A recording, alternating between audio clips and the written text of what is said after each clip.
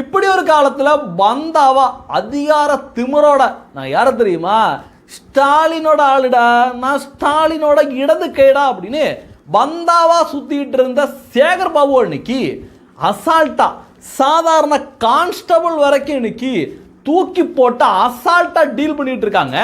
சேகர் பாபு பந்தாவா இன்னமும் அமைச்சர் அப்படிங்கிற நினைப்பிலே இருக்காரு போல இருக்கு. அப்படியே பந்தாவா திருத்தணி கோவிலுக்கு போயிருக்காரு. கோவில் பக்கத்தில் போனோன்னா திடீர்னு ஒரு காவல்துறை, சாதாரண ஒரு கான்ஸ்டபிள் தான், அவர் நிப்பாட்டுறாரு. ஐயா மேலெல்லாம் போக முடியாது, அவ்வளோதான், அதுக்கெல்லாம் ரூல்ஸ் கிடையாது, இல்லைங்க இல்லைங்க அப்படின்னு சொன்னோன்னே, யோ நான் யார் தெரியுமே ஐயா அப்படின்னு சேகர் பாபு அப்படியே அதிகார துணியில் கேட்டிருக்காரு. உடனே அந்த அதிகாரி, நீங்கள் யார், யாராக இருந்துட்டு போங்க, ரூல்ஸை ஃபாலோ பண்ணீங்கய்யா, ஆமாம் நீ யாரையா அப்படின்னு கேட்டிருக்காரு.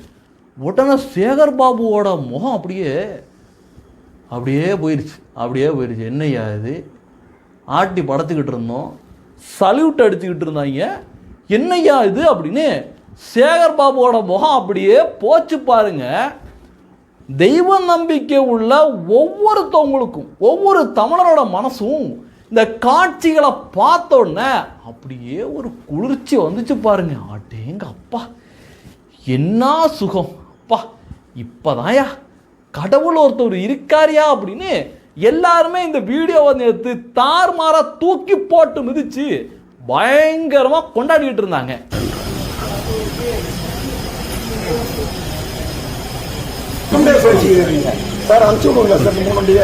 என்ன காரணம் தெரியுமா, இந்த சேகர் பாபு இருக்காப்லையே, இந்த ஆளு அறநிலையத்துறை அமைச்சரா இருந்ததை விட ஸ்டாலின் ஐயாவோட வீட்டுக்கு வேலைக்காரனா இருந்தது தான் அதிக நாட்கள்.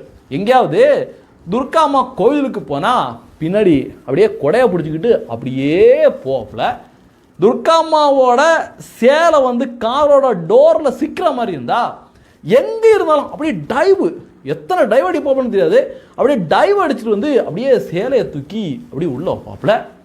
ஒரு கோவிலில் இந்த ஆள் அமைச்சராக வைக்கல, பேட்ட ரவுடி தானேங்க, அதனால் அந்த அதிகார திமிரு அப்படியே கோவிலுக்கு போயிட்டுருக்காருங்க. கடுமையான நெரிசல், திருச்செந்தூரில் நினைக்கிறேன், கடுமையான நெரிசல் இருந்துகிட்ருக்கு. குழந்தையோட ஒரு அம்மா வந்துட்டு கேட்குறாங்க, ஐயா ரொம்ப நெரிசலாக இருக்கியா, இதுக்கு ஏதாவது நடவடிக்கை எடுங்கய்யா அப்படின்னு கேட்டோன்னே அந்த அம்மா கிட்ட இந்த பேட்ட ரவுடி என்ன தெரியுமா சொன்னாப்புல, திருப்பதியில் நிற்பீங்க இங்கே நிற்க மாட்டீங்களா அப்படின்னு.